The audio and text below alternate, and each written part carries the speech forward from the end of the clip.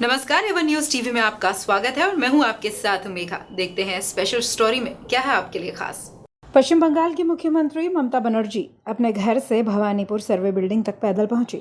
रास्ते में हजारों की संख्या में लोग सड़कों के किनारे उनका इंतजार करते दिखे। बाद में उन्होंने खुद अपने हाथों से नामांकन पत्र भी दाखिल किया। इस दौरान उन्होंने बड़ा बयान देते हुए कहा वो जल्द ही सुप्रीम कोर्ट का रुख करेंगी। सुप्रीम कोर्ट के निर्देश के बावजूद अब तक लाखों लोगों के नामों की सूची सार्वजनिक नहीं हुई है।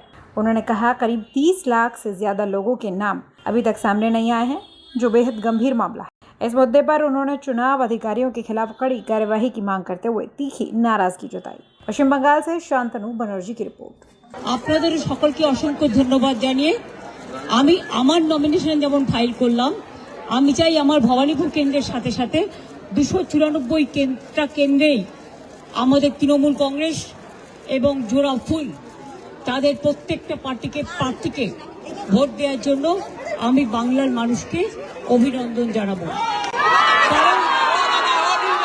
কারণ সরকার আমি মনে দুঃখ নিয়ে করছি, কারণ এত নাম বাদ দিয়েছে মানুষের।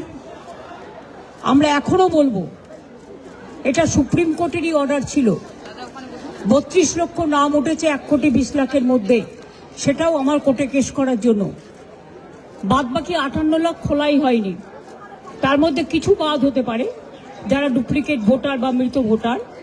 বাদ বাকি এমনকি অ্যাডজুডিকেশনে যে 27 লাখ কয়েক হাজার বাকি আছে, 50,000-এর 60,000-এর মতো, তাদের ভোটাধিকার দেওয়া উচিত বলে আমি মনে করি।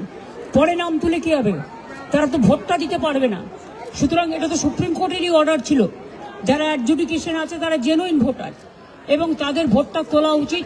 এটা সুপ্রিম কোর্টই বলেছিল যে তারা ট্রিব্যুনালে বাদবাকি লোকেরা যাবেন এবং ট্রিব্যুনালে সেটেলড হবে। তাহলে ফ্রোজেন করে দেওয়ার মানেটা কি? এটা আমার মাথায় ঢুকছে না। আমরা এটা নিয়ে আবার যাব, আবার বিচার চাইব। इस स्टोरी में फिलहाल इतना ही। खबरों के लिए आप देखते रहे वन न्यूज टीवी। नमस्कार।